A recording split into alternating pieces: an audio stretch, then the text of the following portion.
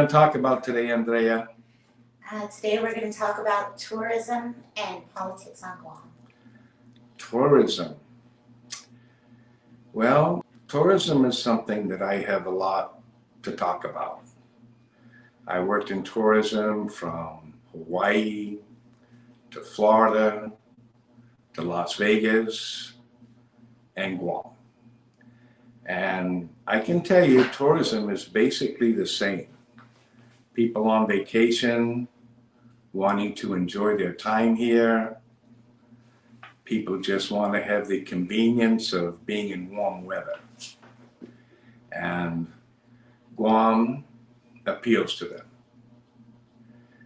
What I think, and what I've always thought, is that we need to concentrate on repeat business. Meaning the same tourists enjoy Guam so much, they come back again and again. It's close. And if they like it here and they can relate to it, they'll come back.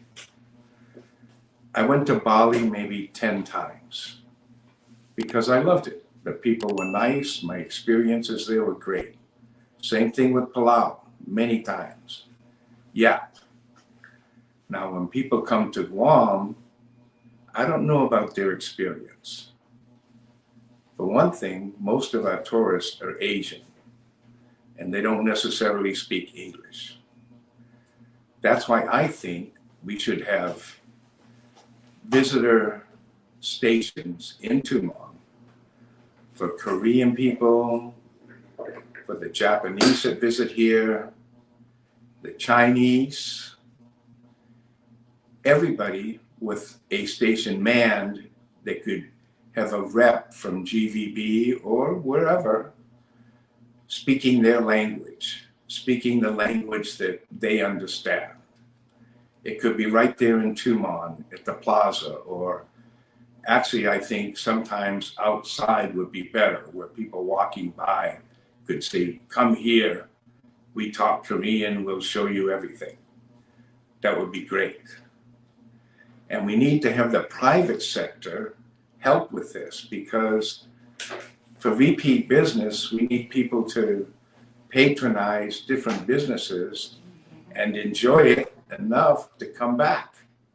That's what it's all about, Elfie. Come back to Guam. Now, let's look at what we have. We have Tumon Bay, which has need for a lot of improvement. Cleaning up, I would like to see everything with an ocean view when you look towards the ocean. I would like to see all the building owners and the people that own the property be encouraged to clear their property of the tangan and the trash and the homeless and all that. I would like to see it required. If they're going to have a business and renew their license, we need to see them do something to make it advantageous for people to patronize. That's how the government makes their tax money too, on the 5% privilege tax from people patronizing. So it's to the government's benefit to make sure that businesses succeed and make more money. Now, I hate seeing things like the Guam Greyhound closed down, or Aqua World, or Underwater World, any of these places. I think the government should help them stay in business as much as they can, should help them sustain, maybe even pay their rent for a year if that's what it takes. I mean, right now we have many businesses that have not really come back since COVID. The government should be helping them out. And if the businesses had an increase, that should not say to the government, oh, we don't have to help them. That's because the business has succeeded enough to stay in business. But even though the increase in sales has been there, for many businesses like mine, the cost of doing business is huge. So it shouldn't be equated. If it should be help everybody, let the government help everybody. Now, Tumon, let's get back to there. The tourist comes, they check in, they look around when they walk, they see these empty hotels. Those hotels should be either taken down or sold. The government should not let them turn into rodent and cockroach manifested 300-room buildings. That shouldn't happen. In the States where your taxes are high, it wouldn't happen because the landowners would have to pay so much in taxes, they couldn't close it. But here, if something is closed more than 90 days, they should say you have to do something. The old Sherwood, look at that. The Marriott, those are eyesores. In the meantime, maybe they could have been utilized. I don't know, but the government doesn't step in and help people. Maybe they're just not capable. That's where they need to go to the private sector and say, what could be done here? So the tourists coming here, they rent a car, they go to different locations, that's good. One of my problems in Tumon is when you park a lot of places, there's this ugly green hedge. And to me, anything that grows along the road should not be higher than 2 feet. So if you pull up to look out in both directions, you don't see an obstacle of this hedge. And this green hedge, it's a leafy green bush, and it's terrible. It should be taken out and something else should be put there to replace it. Certain times of the year, that bush has huge amount of these gnat-looking bugs that surround it. And when the tourists are walking by, those bugs are all over them. It's not a good thing. Your landscaping company or something else should help you, GVB, to replace that with something that looks nice and people enjoy. All over Tumon, we need to fix things up, really. Ipan Park, that place, I was invited by my good friends to go there for a picnic or a barbecue recently. And I never go to things and, I wanted to go for her, so I went. There were so many flies in Ipan Park that somebody had to stand there every minute covering the food from the flies. Why is that? Why can't we have a park that's really nice? When you walk down the beach, maybe you walk from the Hilton to the Dusit, how much trash are you going to see along the way? How much junk? Every day, everything needs to be clean. The buildings, if they look like they need paint, then GVB or the government should say, please paint your building. GVB should spend the money to help them. Give them the paint, whatever it takes. Now, the Visitors Bureau gets a lot of tax money. There's an occupancy tax of 11%. There's a business privilege tax of 5%. Tremendous money. What do we do with that money? Well, we should spend it on tourism, not just on a bunch of employees trying to spend their time for the next 2 to 4 years, hoping they still have their job if there's a change in government. That's not good. The actual tourism business should be given to the private sector. After all, it's their money that's being spent. The government changes every 4 years. So how could anything be consistent? I've been in business 45 years, and I have worked on tourism every day I've been here, making people happy, making them come back. But people like me don't count. Only the government counts. They have the money, and they take the money from the private sector. And on Guam, the private sector allows the government to do whatever they want. The private sector needs candidates to run for office and put them in government if that's what it takes. The private sector needs to voice when they see problems and when they see things that are not working with the tax money they're paying. It's a lot. So GVB should also have people out on the street talking to the tourists. I mean, I see these people in yellow shirts down there at the intersection in Tumon there at Dusit and Plaza and Duty Free. Now, that's the place that you see more customers when they're visiting Guam than any one place on Guam. There is where we should concentrate on helping them cross the street. I mean, once in a while they do it, but it's not consistent. To me, right in the middle of the road, we should put like a round platform where one patrol officer or one person can direct traffic and watch the people at the crosswalk and say, come through, and have like an authoritarian presence there at that intersection that makes people more comfortable. On Guam, drivers are rude. You know, they don't always stop when they see somebody in the crosswalk.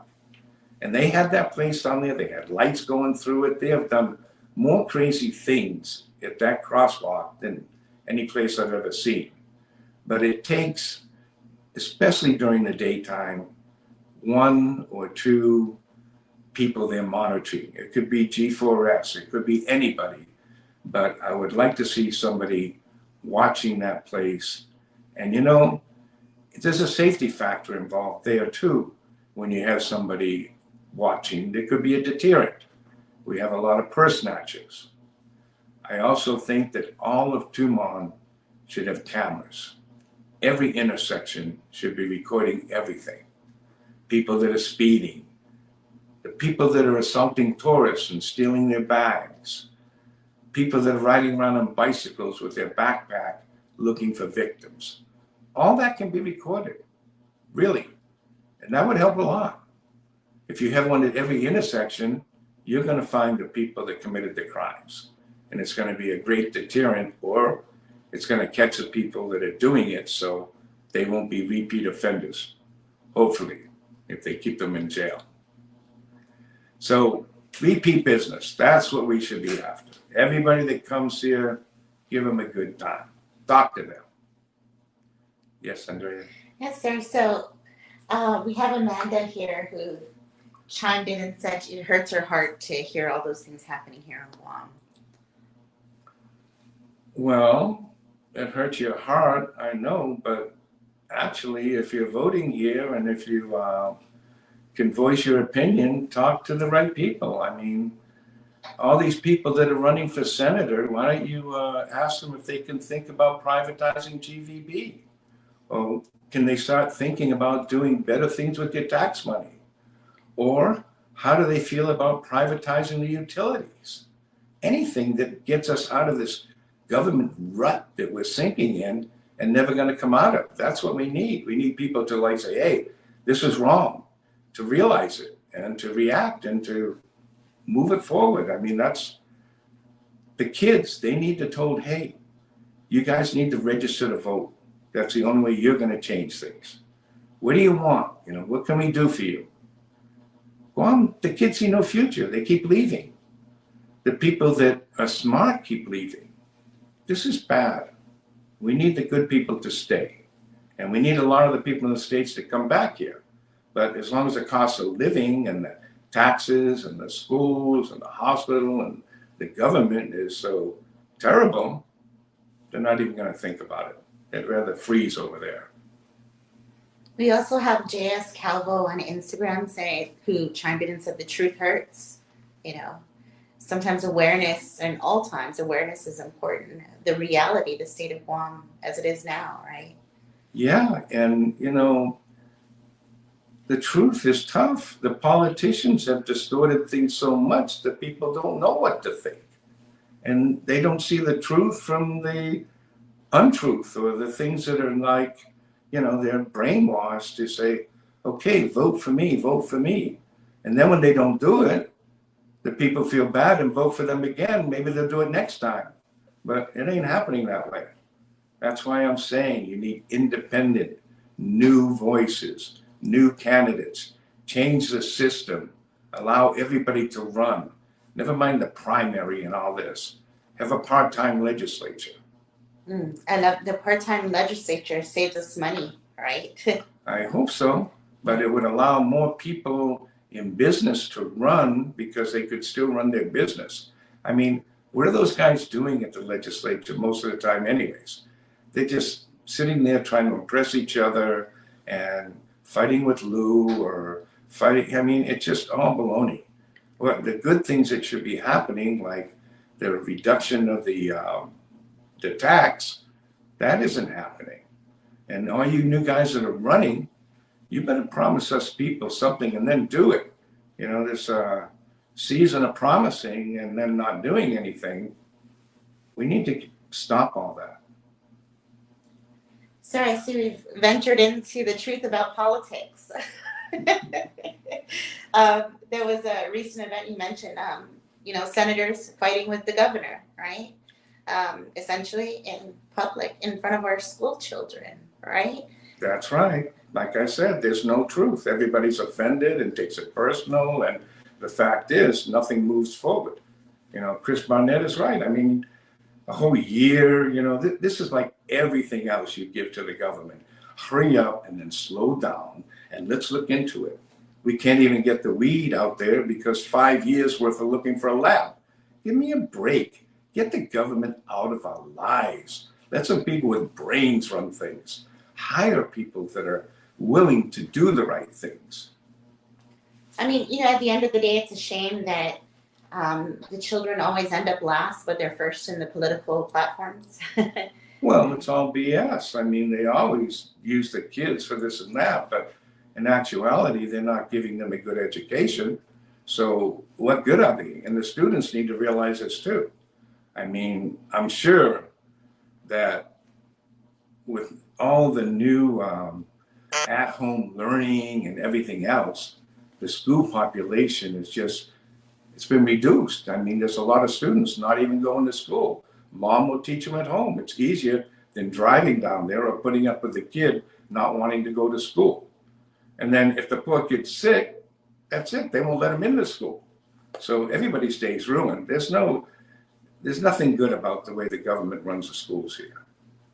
So J.S. Calvo said he likes the idea of making it a privatized GVB or semi-autonomous at least, What do you think about that, Jeff? Should be. I'm telling you, the people that pay the taxes, just like us residents that pay taxes, we should be the ones to decide what happens to our money. Having the government of Guam decide what is good for tourism or how to spend all that tax money hasn't been working out. Take my word for it. You don't have what you need. You need independent thinking. You need new, aggressive spending of the money. Like I said, let's grow some fruits. Let's get some fishing industry going. Let's give people jobs. Let's give people pride in their islands so they want to stay here when they get out of school and help us. So how do we as citizens of Guam, right, the general public, voting citizens, right, how do we go out and change the political landscape? Well, we need to have people recognize they have leadership talents and run for office. And garner your friends or the people that are around you and see if they want to run for office, because it takes 15 senators, right? And it takes a movement that will help everybody. And everybody here on Guam knows how bad the power fluctuates, or how much our water is costing us, or what it's like if we need medical attention and we don't have insurance, or how we are forced to drive roads that have big potholes and cracks, and how we don't have sidewalks from Sinahanya to Aganya, or all these villages where people are walking, trying to avoid the cars because the politicians forgot to put in sidewalks. I mean, it's pretty crazy, but we need to change things. We need to have maybe a city planner help with everything. Put the government away. The governor, just the cost of her security alone is about many jobs that you could hire good people to do important things like public safety or rescue. We really need, and Tumon, that's another thing I wanted to mention is places like Gun Beach and where the waters are rough in front of certain hotels. We need to have lifeguards there. We need to tell people, don't go out. We need awareness. And our government doesn't care. They don't really monitor things. They don't spend the money on qualified Guam Fire Department personnel to do things and have more of those than employees working for the governor or the airport or one of those luxury agencies. Sir, last election, we did have several independent candidates trying to run. And they went through a whole scenario where they were kicked out of the bipartisan, basically, party. How hard do you think it is for an independent person, and you ran before, to actually run on Guam as a senator or even governor? Well, it's difficult, but if you don't try, nothing's going to happen. And if people eventually start realizing, and even in the States now, they're seeing that their choices for president and a lot of these people that are running for office are just the same old BS, They want new people, but the system has to change. And we have to talk about it and we have to approach it. And, the media on Guam isn't really independently thinking. They're kind of owned by politicians and special interests. So we have to have our social media like this. I mean, this is good. Social media that everybody can get on and beat the shit out of everybody and have a good time. And, this is what it's all about, is the new voices and the actual putting out something new, not the same old rhetoric or what's been going on and on. We need people with action. That's why I'm glad some of these senators like Chris Barrett and Will Parkinson are pushing it, and making it happen. Do you have any comments, just to keep it lively, about that whole scenario at the school, Simon Sanchez, was it? The schools need to be taken away from the government of Guam and privatized, from the construction to the education. Everything about the school needs to get up. This government just produces more jobs for people to not go to work or miss work or, 13,000 plus employees. That is huge. We need to privatize. We need to reduce that. We're paying the taxpayers, the businesses, everybody is paying a lot for not much to happen. We need to change it. Andrea, I was going to mention that, I'm a gambler. Oh, yeah? Yeah, I love to gamble. And when I worked in Las Vegas, I gambled almost every night. And when the Greyhound was here, I like to go up there a lot too. Mm-hmm. What I would like to see, gambling-wise, come back is a video poker machines. Oh, the gaming machines. These are a video poker machine, draw poker, where you change your cards and you get one draw. But the odds are much better than all these funky horse racing and Liberty and all that. And they had them on Guam for a long time. And they paid a lot of people's rent and everything else, right? Yeah. So I believe that we should have these and we hook them up to where we want the money from them to go directly, right? Mm-hmm. So like if we're going to build a hospital or we're going to work on public health or whatever, we say, okay, the money from this poker machine is going directly to that account, which is monitored and watched by people who know how to spend it, not the government of Guam necessarily, and overviewed by the owners of the poker machines or whoever to make sure the money went where they wanted it to go. Now, in Saipan, they have many of these machines. Did you know that, Andrea? Actually, sir, yes, I do know that. And I think that Saipan's strategy of bringing in tourists versus not. Well, I don't think there's many tourists going to Saipan just for the machines. Yeah. And I don't think that a lot of tourists are coming just to play these machines. So I do think that people on Guam love to gamble, like me. They go to Vegas, they go everywhere, like that, to gamble. They have the bingo here, which I hear is ripping off a lot of people too. Oh yeah, there's a whole payoffs and all that, right? Yeah. So what my concern here is control, and the machines can be controlled. I think the money can go directly where you want it.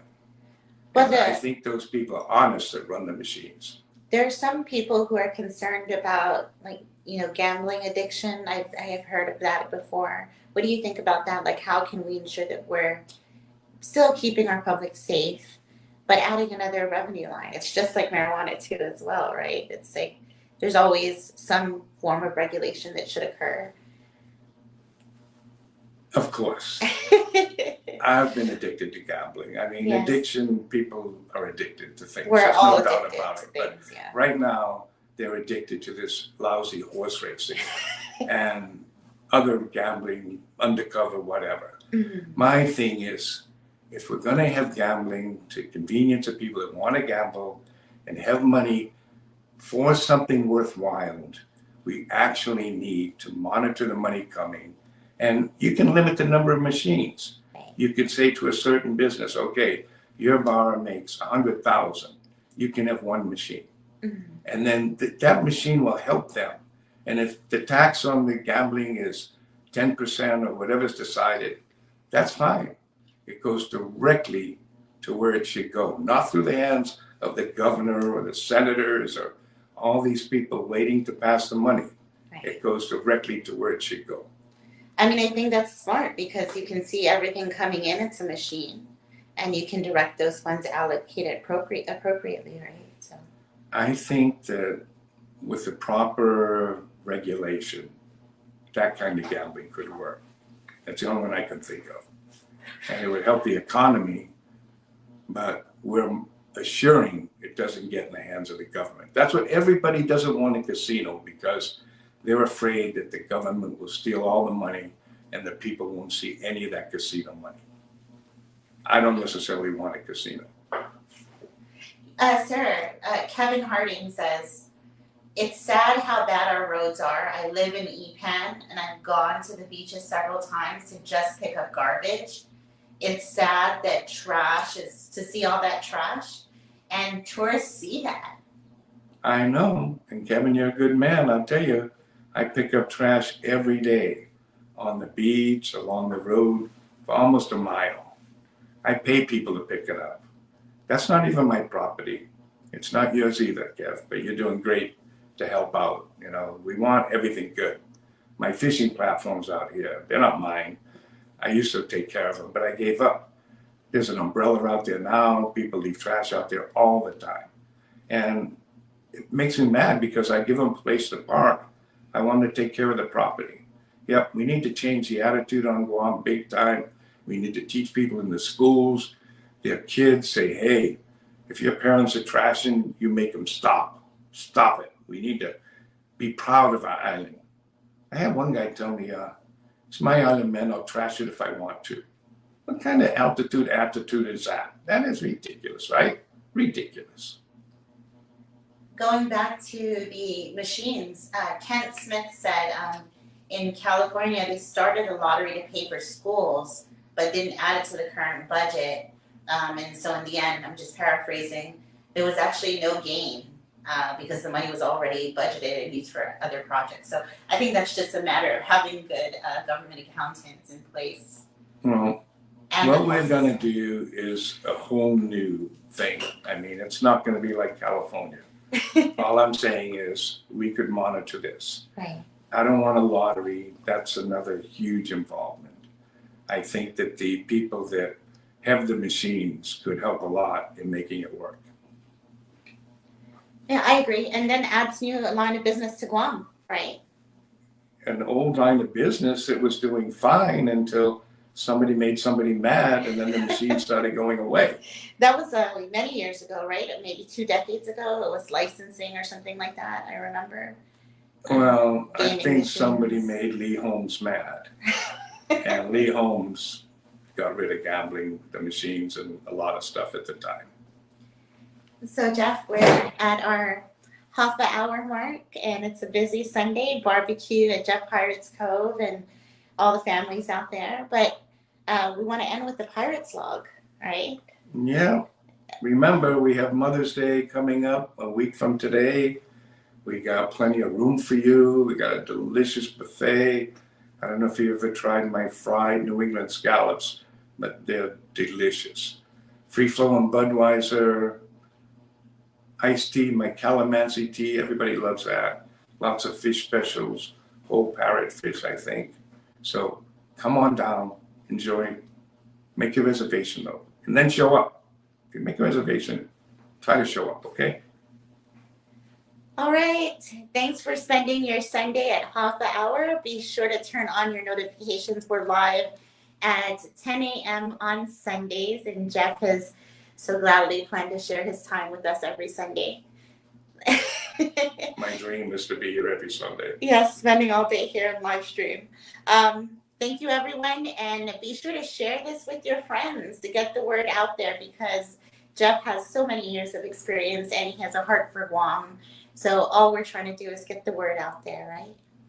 Absolutely.